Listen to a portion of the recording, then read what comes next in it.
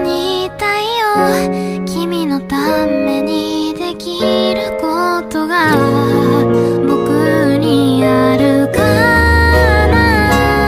Halo semua, apa kabar? Semoga sehat-sehat selalu ya guys. Di sini kita akan membahas alur cerita manhwa manga.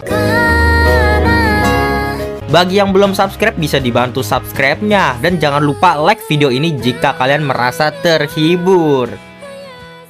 Kali ini kita akan melanjutkan komik yang berjudul Gamer Go to Isekai. Oh iya, aku juga sudah membuatkan playlist untuk komik ini. Jadi jika kamu belum menonton part sebelumnya atau kamu mencari lanjutan dari part ini, kamu bisa cek playlist di deskripsi. Terima kasih. Di part sebelumnya kita melihat Mina yang telah pergi dari kastil Liu Feng dan juga Vija. Mereka ingin membebaskan suku kelinci, yaitu suku ras Vija. Setelah itu di part selanjutnya kita diperlihatkan di sini Liu Feng lagi berada di ruangannya. Namun Nir masuk. Yang mulia, ada sekelompok pengusaha yang berteriak ingin menemuimu. Ani berkata, kelompok pengusaha ini seperti anjing, sangat berisik, dan mungkin pengusaha yang ingin menemui yang mulia pengusaha kelas bawah. Cih, merepotkan. Setelah itu Liu Feng berkata, katakan pada pengusaha bahwa Zui Xiaolao akan dibuka besok dan aku akan pergi ke Xiao Xiaolao. Soal masalah pasar besar bicarakan saja saatnya nanti. Setelah itu kita melihat di sini di papan pengumuman banyak sekali warga-warga yang mendatanginya. Apakah Xiaolao yang mengatakan bahwa kelezatan makanan yang ada di seluruh dunia ada di gedung ini? Ternyata Liu Feng baru saja membuka gedung baru, yaitu Xiaolao. Dan terlihat juga di sini Swallow dan anaknya. Aku mendengar bahwa pengusaha kota akan membahas bisnis dengan para pedagang di Xiaolao besok. Beberapa pengusaha senior telah menerima undangan. Buat pengusaha yang tidak menerima surat undangan, bisa datang dengan cara membayar 5 koin perak. Di sana terlihat Swallow dan anaknya sedang berdiam diri. Dan dari belakang terdengar suara, permisi, apakah Anda adalah Tuan Xiaolao? Ya, benar. Dan itu adalah Nir. Aku Nir, manajer kota Xiang. Yang mulia ingin mengundang Anda untuk makan malam di Xiaolao besok. Dan ini adalah surat undangan untuk Anda. Terkejutlah Swallow. Oke, terima kasih banyak. Setelah itu Nir pun pergi. Keesokan harinya, di pagi-pagi hari, terlihat Sui Xiaolao. Ini adalah gedung baru yang dibuat oleh Liu Feng. Di dalam sana terdapat seperti makanan prasmanan. Wow, ini terlalu mewah, kata mereka yang datang ke sana. Dan terlihat juga di sini banyak sekali makanan yang disajikan. Setelah itu terlihat juga ras sapi di sini membawa banyak banget daging. Dan di situ dilihat ada Eliza yang sedang memakan daging juga. Mengapa aku tidak memiliki perut ras hewan lainnya agar aku bisa makan banyak? Dan di sana juga terlihat Tuan Tori. Hidangan ini terlihat lezat, baunya sangat enak, dan bagaimana hidangan ini dibuat? Kata warga-warga yang ke sana. Setelah itu datanglah asisten rumah di sana. Dia mengatakan, para tamu yang terhormat, ikuti aku ke ruangan VVIP di lantai 2. Oh, oke.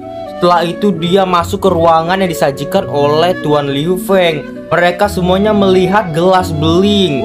Perangkat makan ini, gelas anggur ini sangat indah. Kenapa kain kursi ini begitu halus? Rasanya sangat empuk pas diduduki. Mereka sangat terkejut sekali dengan ruangan tersebut. Lalu tidak lama dari situ, ada salah satu orang penjual yang berkata, semuanya, aku tahu semua orang yang datang ke sini untuk tujuan yang berbeda. Beberapa orang untuk membicarakan hak pasokan, beberapa lainnya memiliki bisnis lain untuk dibicarakan. Tetapi sebagian dari mereka datang ke sini untuk meminta kepada yang mulia untuk menghapus peraturan pesanan pembatasan pembelian, bukan? Ya, kami datang ke sini untuk membicarakan hal itu. Betul. Dalam hal ini aku punya rencana. Aku tidak tahu apakah kalian ingin berpartisipasi atau tidak. Setelah pemilik kota datang, kita acuhkan saja permintaannya. Tidak peduli apa yang dia minta. Selama dia tidak mencabut pembatasan pembelian, kami tidak akan setuju.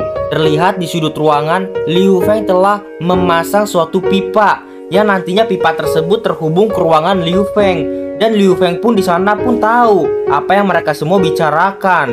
Di sini terlihat Ani, Nir, dan juga Liu Feng yang mendengarkan hal itu. Liu Feng berkata, "Tidak apa-apa, biarkan mereka percaya diri untuk sementara waktu. Lagi pula mereka tidak punya hak untuk menolak." Lalu Liu Feng berkata kepada Ani, "Kita hancurkan rencana mereka. Ani, serahkan padaku, Tuan Liu Feng."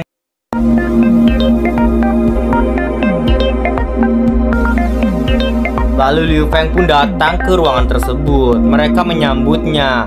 "Yang mulia Liu Feng." "Silakan semuanya kembali duduk. Pertama-tama terima kasih telah datang. Dan aku ingin mengucapkan dua hal. Salah satunya adalah restoran Xiaolo yang baru saja aku buka. Dan aku sengaja ingin mengundang semua orang yang memiliki informasi lengkap untuk mengomentari hidangan masakan buatan di sini." Lalu masakan hidangan pun datang. Setelah datang, mereka pun mencicipinya. "Silakan dicoba." Liu Feng di sini juga mencobanya, tetapi Liu Feng berpikir, rasanya tidak enak, tidak sebagus buatan Nir. Aku tidak tahu apakah aku dapat mengejutkan kelompok pengusaha ini. Tidak enak sekali masakannya. Tetapi semua kelompok pengusaha di sana saling berebut makanan. Bahkan setelah makanannya habis, dia mengambil makanan orang lain lagi. Liu Feng berkata dalam hatinya, selera mereka buruk juga ya. "Yang mulia, kami sudah makan makanan di restoran Xiaolo ini. Aku berani membuat taruhan, tidak ada restoran yang seenak ini makanannya di kerajaan manapun." Lalu setelah itu dia berkata lagi, "Sebelumnya Tuan Kota mengatakan dua hal. Yang pertama sudah dilakukan. Nah, yang kedua apa yang ingin Tuan bicarakan? Tentu saja pesanan pembelian pasar besar yang kalian pikirkan." "Yes, itu yang kami inginkan, memang benar Tuan." Lalu Liu Feng berkata, "Dia adalah Nona Ani yang ada di sampingku. Jika kalian punya ide, kalian bisa bicara dengannya saja." "Halo," kata Ani. Lalu pedagang tersebut pun memberitahunya, "Nona Ani, kami meminta kepadamu untuk mencabut peraturan pembatasan pembelian supaya kami bisa membeli stok banyak di pasar Anda nantinya."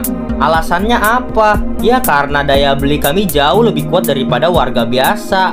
Karena kami membeli lebih banyak dan pengusaha kota secara alami akan menghasilkan lebih banyak uang. Ada pepatah lama yang mengatakan bahwa setiap orang yang mempunyai uang, dia bisa membeli segalanya dengan uang, bukan?" "Iya, benar, kata pedagang ini, setuju." Setelah itu Ani marah. "Tapi kalian ingin menaikkan harga dan menghancurkan pasar. Dan untung saja, tuanku tidak memerintahkan kepadaku untuk menangkap orang licik sepertimu. Tetapi kamu masih harus terus maju dan ingin kami membatalkan peraturan pesanan pembatasan pembelian." Di sini kita diperlihatkan di suatu hutan yang sangat lebat. Di sana terdapat Mina, Pija, dan juga beberapa kelompok skuad serigala. Lalu terlihat di sini selama di perjalanan, Pija selalu dibantu oleh Mina. Mina yang mengalahkan beruang, Mina yang mengalahkan ular. Di sini Pija pun berpikir, "Aku benar-benar tidak berguna." Lalu Pija pun merasa lapar. "Kruyuk, kruyuk, kruyuk." Mina berkata dan berbalik badan. "Pija, mari kita istirahat dan makan dulu yuk." Akhirnya mereka semua pun istirahat di suatu tempat, di tempat pebatuan. Terlihat di sana Pija menanyakan suatu hal kepada Mina. "Mina, bisakah aku mengajukan pertanyaan?" "Silakan Pija, apa yang ingin kau tanyakan?" "Apakah kamu pikir Yang Mulia akan menikahi ras hewan wanita seperti kita?" Lalu Mina di sini pun tersedak air. "Hehehe, apa yang kamu bicarakan, Pija? Maaf." Lalu Mina mengatakan hal lain. Dia pernah curhat kepadaku, Pija, dan katanya dia akan menikahi gadis ras hewan. Hehehe, aku sungguh sangat senang dia mengatakan hal itu. Benarkah? Meskipun Yang Mulia sangat baik, tetapi bagaimanapun juga dia adalah seorang bangsawan. Bangsawan manusia akan ditertawakan ketika dia menikahi ras hewan. Dulu aku berpikir begitu, dan aku sangat sedih untuk sementara waktu. Tetapi Tuan Muda berkata kepadaku pada saat itu. Terlihat Liu Feng yang mengatakan suatu hal di part sebelumnya. "Apa salahnya jika aku menikahi ras hewan? Aku tidak peduli apa yang akan mereka katakan. Aku akan tetap menikahi ras hewan." Terlihat flashback Liu Feng yang mengatakan hal itu di atas kerajaan. Setelah itu Mina pun tertawa lepas. Karena itu Aku percaya Yang Mulia akan datang untuk menikahiku.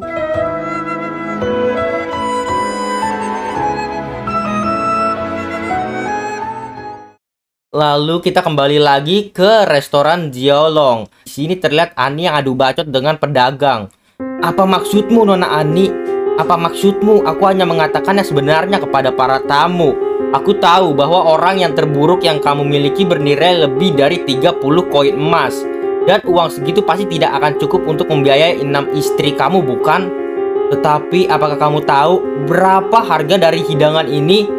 Hidangan ini dipilih menggunakan daun terlunak dari semua daun yang ada. Dan harga satu porsi makanan ini 65 koin tembaga. Mereka pun kaget dan terdiam di sana. Aku tahu bahwa beberapa dari kalian membeli undangan dengan 10 koin perak. Babi yang direbus sekitar 380 koin tembaga. Dan ikan di tengah ini dihargai 700 koin tembaga. Dan kepala babi itu, dari hidangan semua ini, dia salah satu hidangan termahal di rumah makan baru kami. Tapi kalian tidak tahu, koin 10 koin perak hanyalah harga sewa kursi di sini. Dan asal kalian tahu, aku dan Yang Mulia setiap hari makan makanan seperti ini.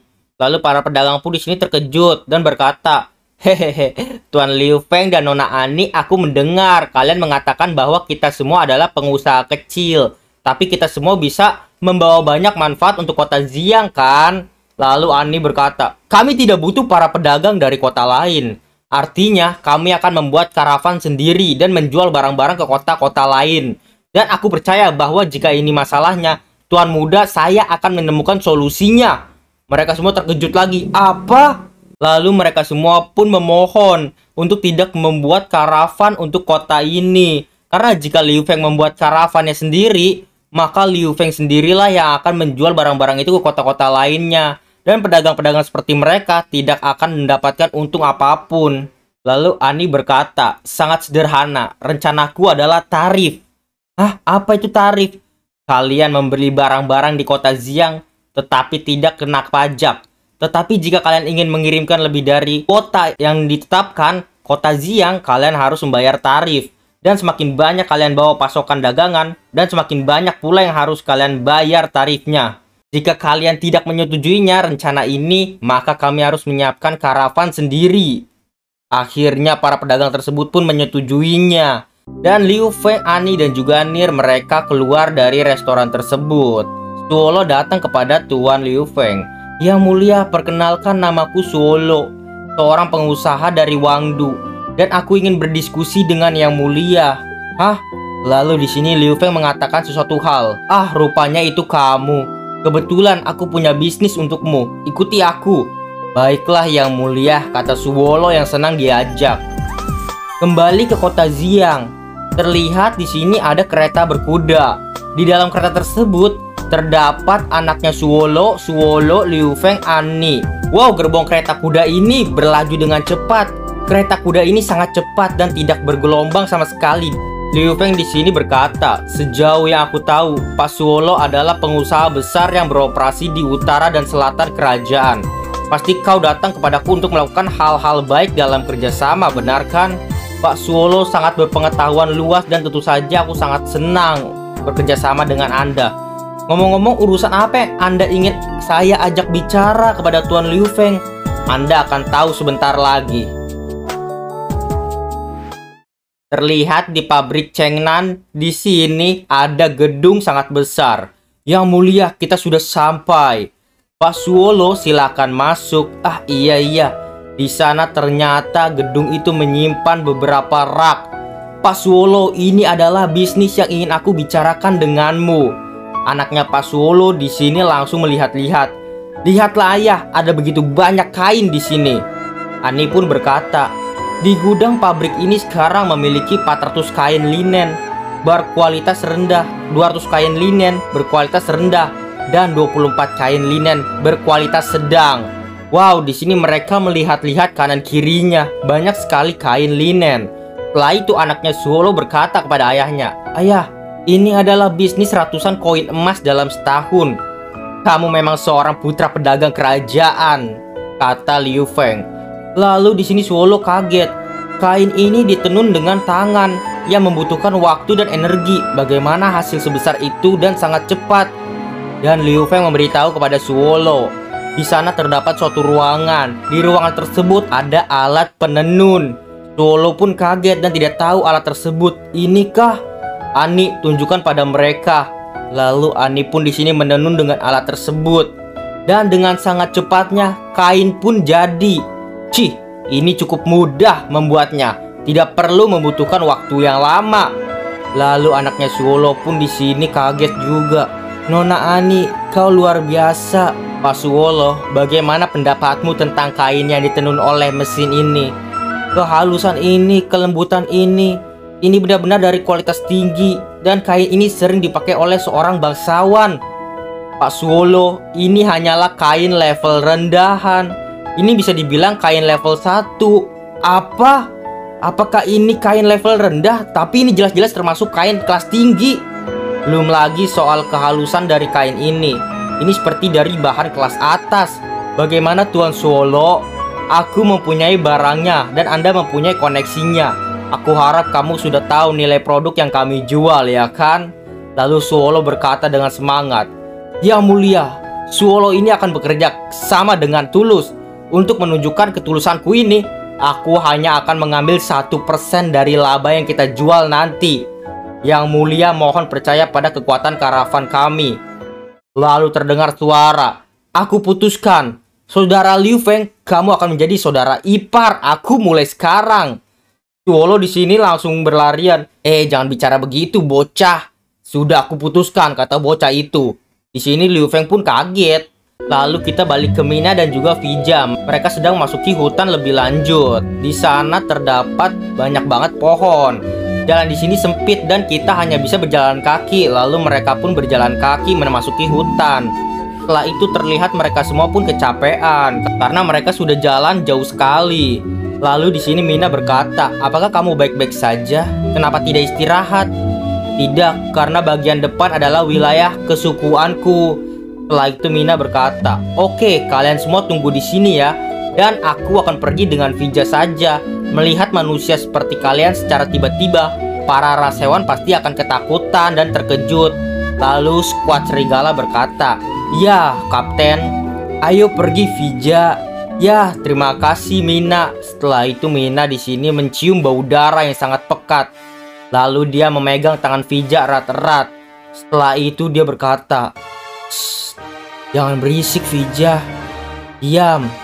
Dan Mina pun menghampiri suatu semak-semak di sana dengan pisaunya dan membuka semak-semak tersebut. Dan dilihat dari balik semak-semak tersebut ada seseorang yang terlihat berdarah. Di sana Vija berkata dan berteriak, "Sumi, kenapa kamu di sini?" Kakak Vija, ternyata itu adalah ras kelinci. "Wah kakak, Sumi, apakah kamu terluka? Apa yang terjadi?" "Para penjual budak ras hewan menyerang suku kita dan hanya aku yang lolos." Nina di sini geram. Saking geramnya dia sampai bersuara. Lalu setelah itu Vija mengatakan suatu hal. "Bukankah suku kita punya penjaga? Dan di manakah Nenek Mari? Sejak kamu ditangkap Kak Vija, banyak orang dewasa. Mereka semua meninggalkan kita dan pergi. Dan meninggalkan Nenek Mari." Vija pun di sini terlihat tercengang. Ini Mina menepuk pundak Vija. "Sekarang bukan saatnya untuk bersedih. Ayo selamatkan orang-orang." Dan itulah part kali ini. Terima kasih kalian yang telah menonton dari part 1 hingga sekarang. Kita ketemu lagi di next part. Bye-bye semuanya, dadah. Terima kasih bagi kalian yang telah menonton video ini dan juga terus mensupport channel ini. Terima kasih banyak. Bye-bye semuanya.